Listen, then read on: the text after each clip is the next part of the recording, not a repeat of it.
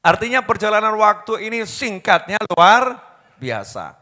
Dan banyak waktu yang terlewatkan sia-sia. Banyak waktu yang terlewatkan sia-sia. Sia-sia itu apa?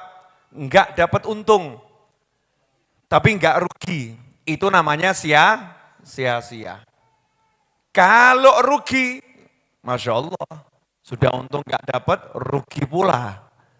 Nah, ini waktu yang digunakan bukan untuk taat, tapi justru untuk maksiyah. Na'udzubillah min dzalik. Dan jujur saja, banyak waktu kita yang berlalu seperti itu. Alhamdulillah, Allah itu maha memahami, maha mengerti. Kalau bahasa Jawanya, maha mudeng. Ya, mudengan Allah Ta'ala itu. Paham betul bahwasanya hamba-hambanya ini yang model-modelnya seperti kita, ya butuh apa ya? Paket hemat. Waktunya sedikit, tapi bisa mengkodok banyak waktu-waktu yang terlewatkan. Makanya sama Allah Ta'ala dikasih 1 bulan istimewa namanya bulan Ramadan. Nah, ini bulan Ramadan ini kalau sampai tidak kita manfaatkan, berarti kita sebodoh-bodohnya manusia. Udah bodoh pol gitu. Kalau sampai enggak kita manfaatkan, kenapa? Full bonus. 1 bulan loh, bukan 1 hari. Ya, bukan 1 hari, tapi 1 bulan. Dari awal sampai akhir full bonus. Itu namanya bulan suci Ramadan. Di antara bonusnya, ibadahnya sunnah, pahalanya wajib. Enak betul ya? Ibadahnya sunnah, pahalanya wajib. Ibadahnya wajib, pahalanya seperti 70 melakukan kewajiban di bulan yang lain. Itu kalau kita pakai hitung-hitungan gitu ya. Memperbanyak sunnah di bulan suci Ramadan berarti banyak kita pahala ibadah wajib. Makanya di bulan suci Ramadan jangan pelit sholat. Jangan pelit sholat, yang banyak sholat. Sholat rawatib, qabliyah, ba'diyah, duha, tahajud. Ya, sholat malam. Selain tahajud ada sholat malam. Apa sholat malamnya? Sholat tarawih. Ya, sholat tarawih.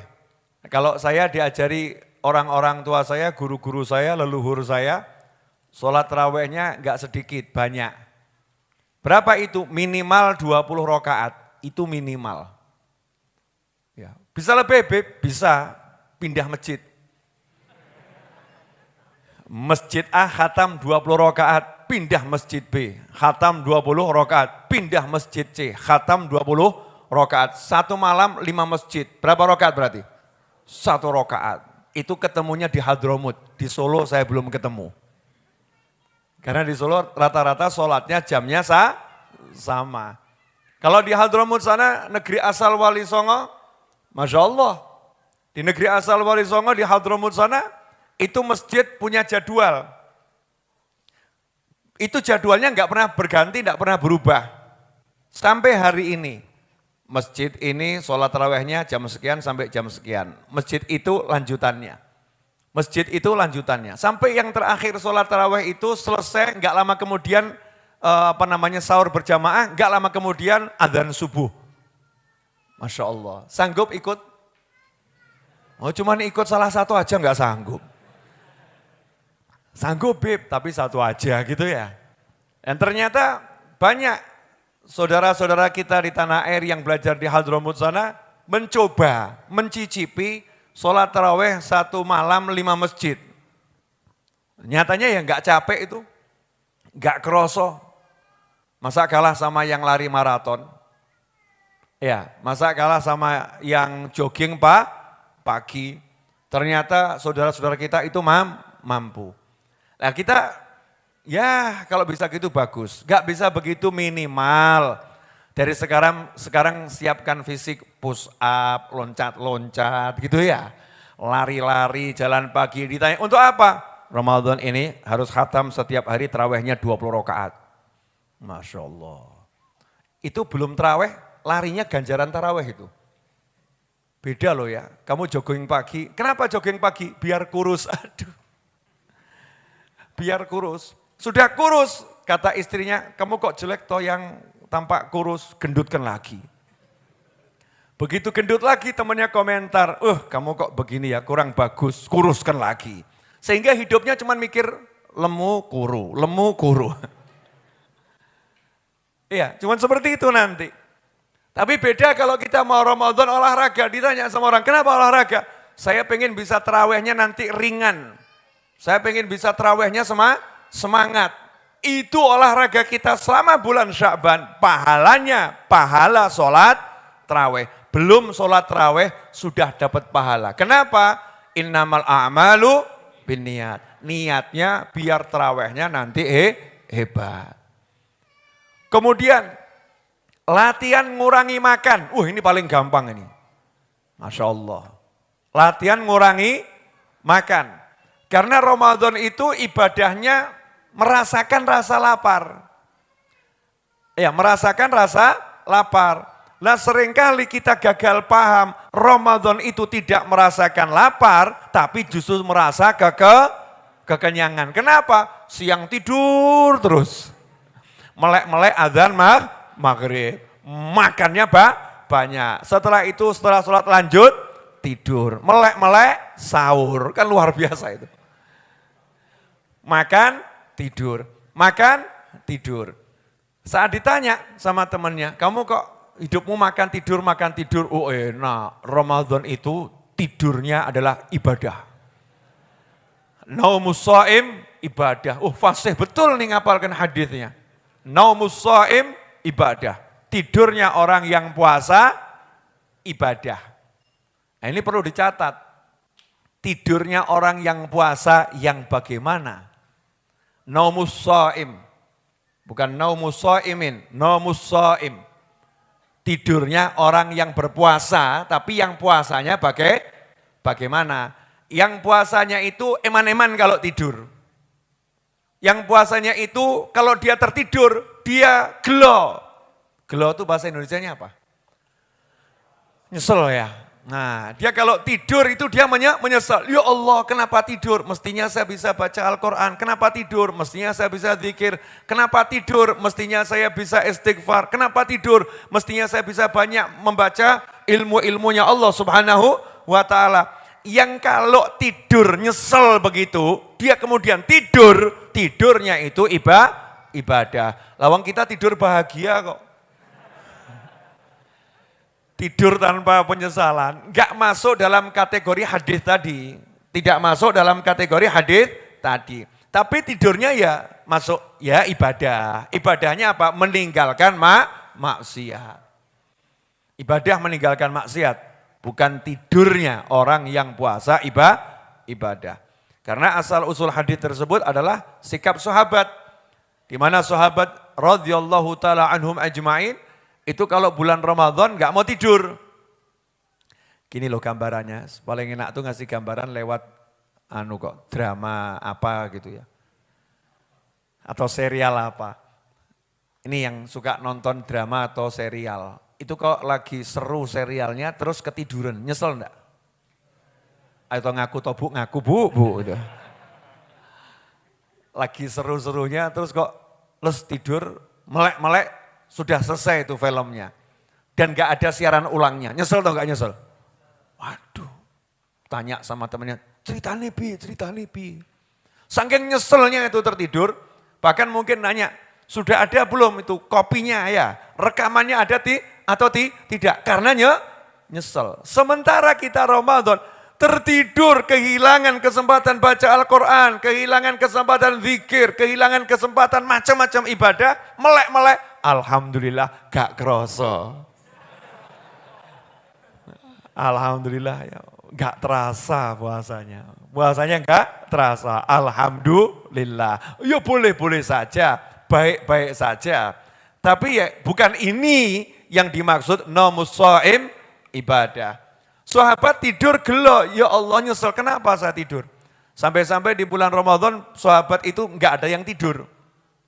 Sholat ngaji, zikir, sholat ngaji, zikir. Enggak ada yang tidur. Nabi Muhammad SAW lihat sahabat-sahabatnya, lihat teman-temannya, melek semua, nggak ada yang tidur. Kelihatan toh orang itu kalau jarang tidur ya, bagaimana matanya, bagaimana wajahnya. Ya kan kelihatan tuh ya wajahnya orang jarang tidur. Maka disitulah Nabi bersabda SAW, naumus shaim ibadah. Jangan khawatir, saya jamin. Kalau kalian seperti ini, tidur kalian juga ibadah. Nah kalau kita nih ya, wallahu a'lam ini. Ya tetap dapat kebaikan, ya tetap dapat kebaikan. Meninggalkan maksiat. Itu ya kebaikan yang luar biasa. Tapi bukan seperti para sahabat. Nah ikhwani rahimakumullah. Di bulan Ramadan ada Lailatul Qadar. Semua hafal itu. Malam Qadar. Iya, Lailatul Qadar itu. Kalau orang salah mengucapkan Lailatul Qadar. Lailatul Qadri, malam yang sangat bernilai. Malam Al-Qadar, malam yang sangat bernilai. Kenapa dikatakan bernilai? Siapa yang ketemu sama Lailatul Qadar, di malam itu dia tidak bermaksiat pada Allah Ta'ala, di malam itu dia ibadah, di malam itu dia taat, maka pahalanya seperti ibadah selama 1000 bulan. Kurang lebih kalau dikuruskan itu 86 tahun 3 bulan. Lebih dikit, ya kalau nggak salah nanti dicek pakai kalkulator itu.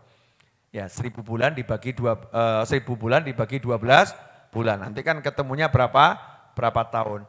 Ikhwani rahimakumullah. Nah kalau kita tahu ada malam seperti itu berarti kan bisa mengqadha waktu-waktu kita yang hilang nih. Saya umur 46 mau 47 kan belum sampai 86 ya.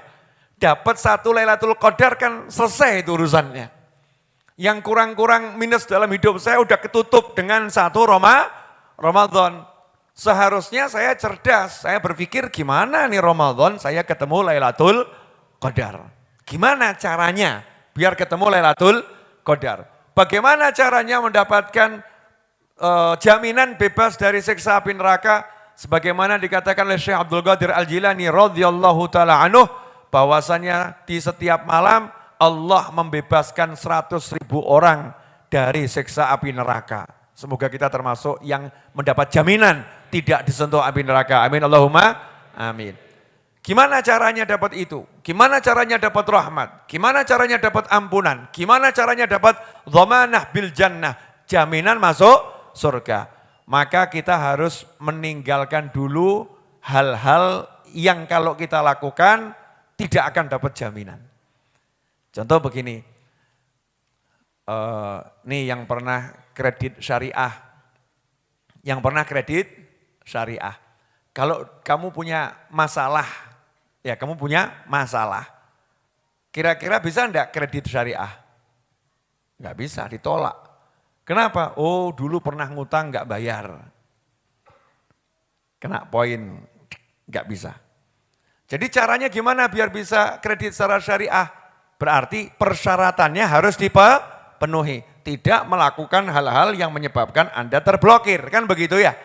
Kalau udah diblokir maka nggak bisa kredit. Nggak bisa. Meskipun pembukuannya di bank bagus. Oh keuangannya oke. Ya. Oh ininya cakep. Oh rumahnya besar. Ya rumahnya besar. Tapi ada catatan. Ini pernah gak bayar. Ya pernah gak bayar. Sekali catatan itu terekod terus. Sehingga dirimu kalau mau utang dimanapun akan ditolak. Nah Ramadan ada orang-orang yang modelnya begitu. Tertolak by system. Yo, nerangkan zaman saiki kudu modelnya ngono. Zaman utang soalnya. Ya tertolak by system. Sholatnya bagus, puasanya bagus, Masya Allah loh, puasanya enggak seperti puasa kita. Sahur titik, bukone titik, matanya ditutup plester. Udah, enggak lihat yang haram. Mengurung diri di kamar, zikir, wirid. Duit udah disiapkan dari mulai Syawal tahun sebelumnya. Jadi kewajiban sama istri sama anak beres semuanya. Ngaji tok hidupnya. Bagus atau enggak bagus? Bagus atau enggak bagus? Ngomong, elek apa apik? Apik, bagus. Tapi sayang, dia tertolak by sistem. Kenapa? Karena Ramadan punya sistem, siapa durhaka sama orang tua tidak akan diterima oleh Allah Subhanahu wa taala semua amalnya selama Ramadan. Ini perlu dibalen ini ya. Tertolak by sistem, siapa durhaka sama orang tua enggak bakal dapat Lailatul Qadar. Tertolak by sistem, siapa durhaka sama orang tua enggak akan dapat rahmatnya Ramadan. Siapa durhaka sama orang tua enggak bakal dapat ampunan selama bulan suci Ramadan. Bahkan dapat doanya malaikat Jibril alaihi salam. Ya, celaka. Malaikat dongakno elek ya bisa gitu. Celaka. Siapa yang celaka? Rasulullah suruh ngamini itu. Aminkan, aminkan. Nabi suruh mengamini doa malaikat. Dan doa malaikat ini doanya buruk, enggak baik. Padahal malaikat kalau doa baik. Ya kadang-kadang kan malaikat harus nakut-nakutin juga loh ya. Nakut-nakutin juga. Yang nakut-nakutin langsung pimpinannya malaikat. Malaikat Jibril alaihissalam. Orang yang bertemu dengan Ramadan tapi dia tidak mendapatkan ampunan Allah. Celaka.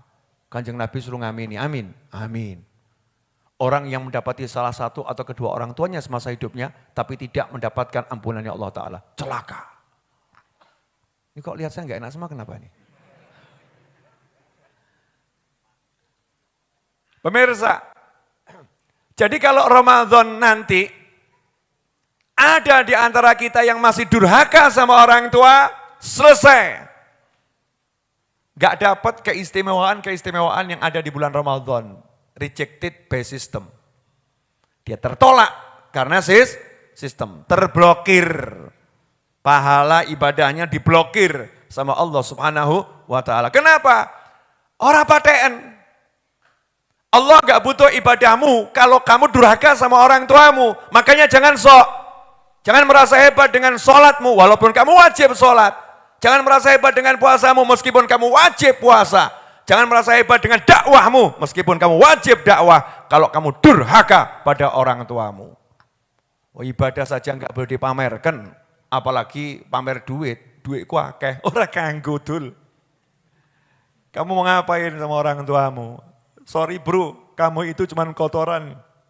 Betul enggak?